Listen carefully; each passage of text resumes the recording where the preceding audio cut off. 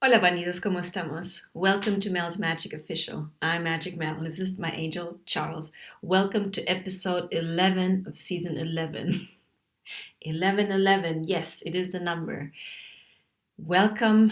I wanted to pull some cards for you now that I've kind of shared where I was at with everything. It's been a tumultuous time. It is a tumultuous time.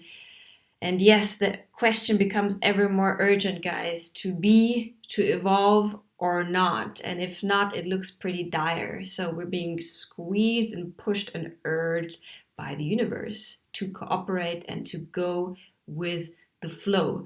Because going against it and resisting, you and I know, is not only painful, it's like double painful nowadays because the contrast is somehow accentuated, somehow like saturated. That's at least how I feel it. Let's see what the oracle has for you. Vamos, I'm using the Starseed deck because yeah, feeling cold.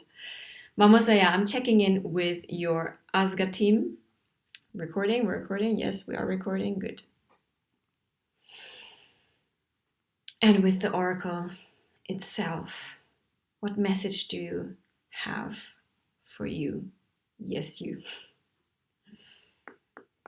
Thank you so much. Wow. So glad I'm back on my feet, guys. I'm telling you. This contrast in terms of health serves to remind me how precious health is and how I at least take it for granted when it's there, you know?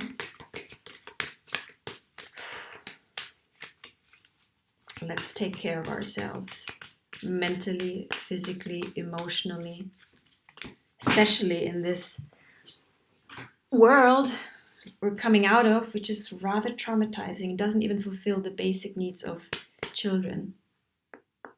The need to be seen, to be emotionally reflected,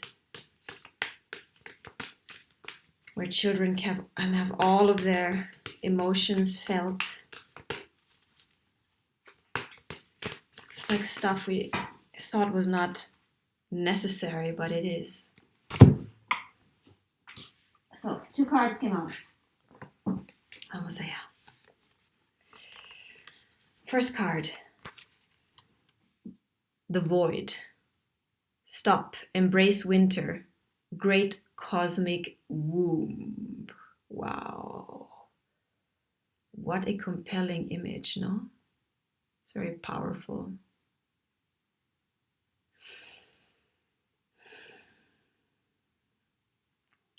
I feel a lot of us are kind of in pause mode or maybe timeout mode, recalibrating, taking stock, slowing down to check where we actually heading. If I continue on this hamster wheel, where am I actually heading? Am I even going anywhere? Or am I just spinning on the spot and exhausting myself? Perhaps you are right in this void now, this timeout. And the card, I wouldn't say urge, but encourages you to embrace the void, meaning to allow it, to accept it, to not fight it, to not resist it, to not fill the void with activity for activity's sake. Because when you embrace the void, you're in the receiving mode. You let the proverbial dust settle of your scattered, overactive thoughts. You actually reconnect with your emotions instead of running away from them. You listen to yourself.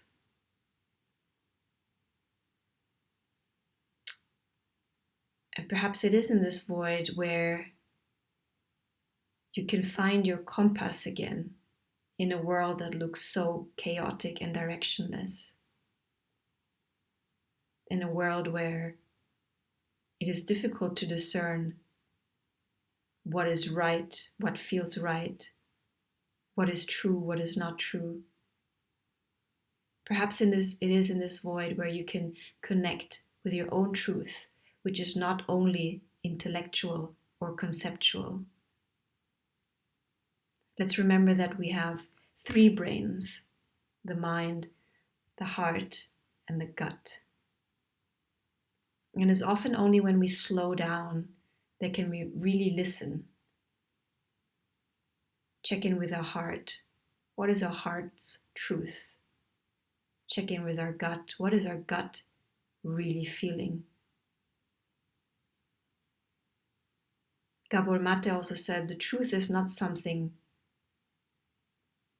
to think of or to understand with the mind only. The truth is something we can sense with our whole being. And that involves our heart and our gut. So perhaps this is the moment where you can check in with your own personal truth. What feels true for you in this moment? What feels like the true direction that your heart is calling you towards? What no longer sits well in your gut? What is difficult to digest? What feels off? And connecting with that knowledge and this wisdom, you can synthesize it, create a new summary with your mind. Embrace the void, slow down, reconnect with yourself. The second message is double mission, light worker starseed, serve the world by being you.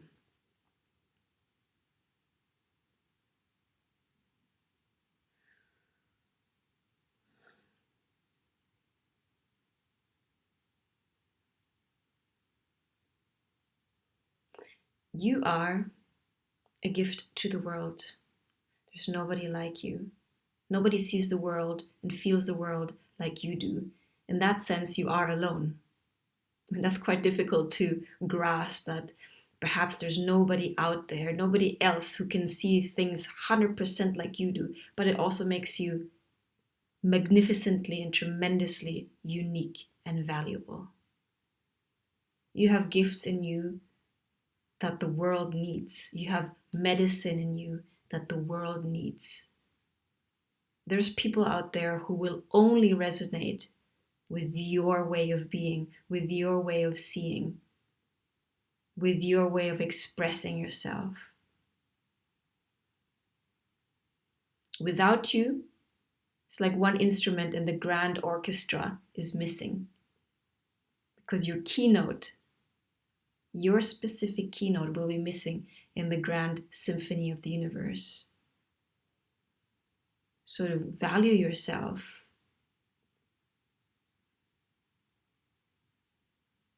And perhaps go beyond yourself.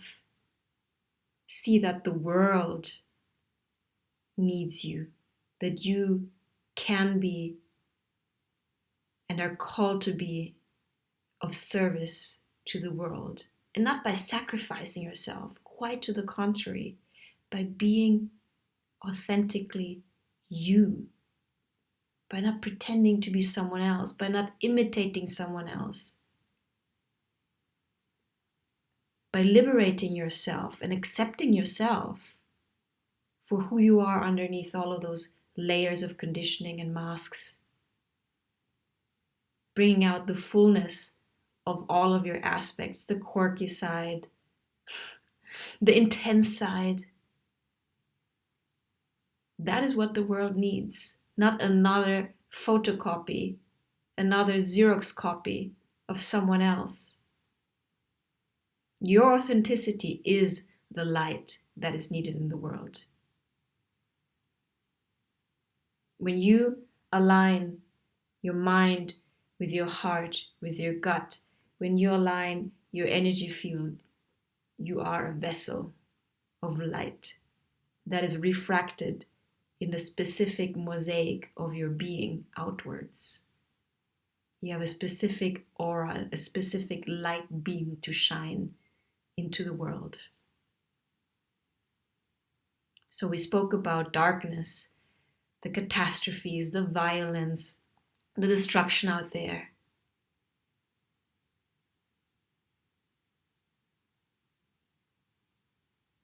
What we can do as individuals to shine our light, because when we shine our light,